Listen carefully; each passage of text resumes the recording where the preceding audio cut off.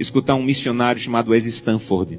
Ele passou uma parte da sua vida ajudando a igreja na Etiópia, que por 17 anos esteve sob o regime comunista. As igrejas foram lacradas, pastores foram presos, muitos foram mortos. E esse missionário saía da América do Norte e ia para a Etiópia tentar ajudar os irmãos que se reuniam escondidos nas catatumbas, nas florestas.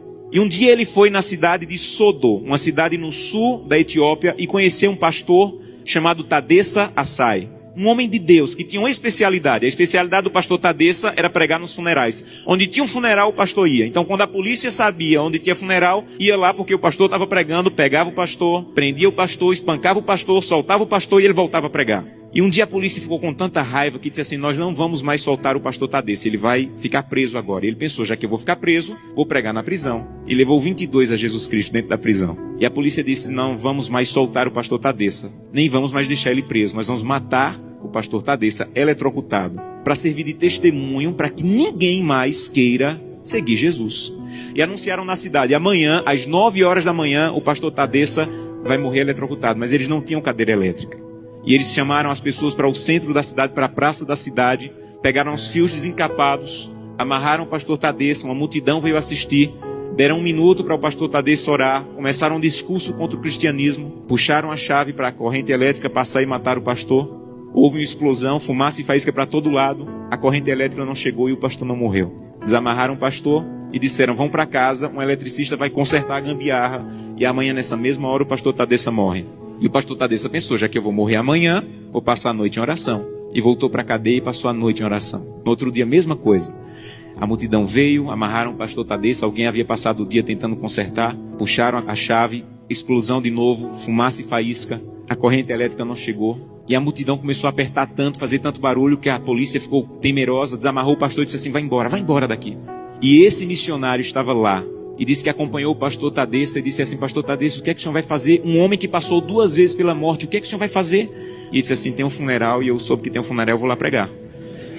E ele disse assim: pastor Tadessa, eu represento milhares de cristãos na América e nós estamos orando muito por vocês. E disse que o pastor Tadessa se virou, ficou com o rosto sério e disse assim: vocês na América estão orando por nós, aqui na Etiópia? Então volte para a América e diga que nós é que estamos orando por vocês. E ele falou: mas por que vocês estão orando por nós se vocês é que estão sendo perseguidos, pastor?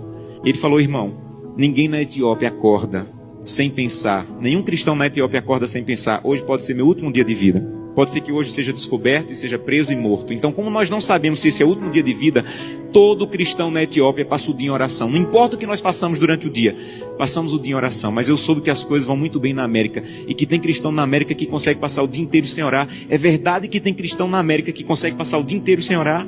E ele disse assim: é verdade. Ele falou: você sabe que é proibido se reunir, mas nós precisamos tanto do corpo de Cristo que mesmo sendo proibido, nós nos encontramos escondidos à noite, no escuro, na floresta, nos cemitérios, porque nós precisamos do corpo de Cristo. Mas eu soube que vocês têm igreja na América em todas as esquinas, e vocês podem entrar na igreja a hora que quiserem, que a polícia não vai entrar para espancar vocês.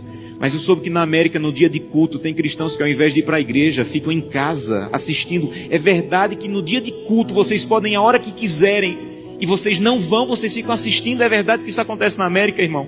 E ele disse assim: é verdade.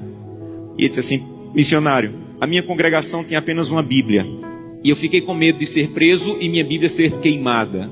Então reuni minha congregação e com lágrimas nos olhos eu disse: irmão, eu não tenho como guardar a Bíblia, é o que nós temos de mais precioso. Se eu for preso, ela vai ser destruída. Então eu comecei a rasgar as páginas da Bíblia e comecei a dividir para cada pessoa. Era mais fácil guardar porções da Bíblia do que uma Bíblia inteira com uma pessoa só. E quando eu estou à noite pregando, no escuro, no meio do meu sermão, eu digo: eu preciso de Isaías 53. E alguém lá do escuro começa a recitar do fundo do coração aquela página que ele levou rasgada para casa e decorou. Mas eu soube que na América vocês podem ter 8, 10 Bíblias em casa.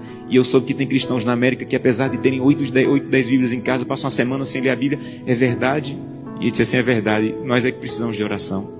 Meus irmãos, urgentemente precisamos de oração. Porque cantamos: breve Jesus voltará. Levantamos a mão no apelo dizendo assim: eu quero voltar para o céu para ser dono de tudo. Mas ainda não estamos indo a Jesus de maneira séria, para que Ele arranque o egoísmo do nosso coração e que nós possamos entrar na porta do céu e nós não vejamos a rua de ouro, nem a parede de pedra preciosa, mas nós possamos olhar para o rosto maravilhoso de Jesus, aquilo que nós aprendemos a olhar nessa terra. Eu tenho um sonho, o sonho da minha vida entrar na porta do céu, segurando a mão de Gleice, minha esposa, e Glenda e Samuel, os meus filhos. Eu quero chegar em frente a Jesus. Eu quero dizer: Jesus, cheguei com minha família. Essa aqui é Glenda, Samuel e Gleice. E eu espero que Jesus diga mais ou menos assim: Josanã, eu já conheci a sua família, porque todo dia você ia à presença. A minha presença me apresentava, só faltava conhecer pessoalmente, mas eu já conheço a tua família. Sejam bem-vindos agora. Um prazer conhecê-los pessoalmente. Eu não quero ser pastor dessa igreja.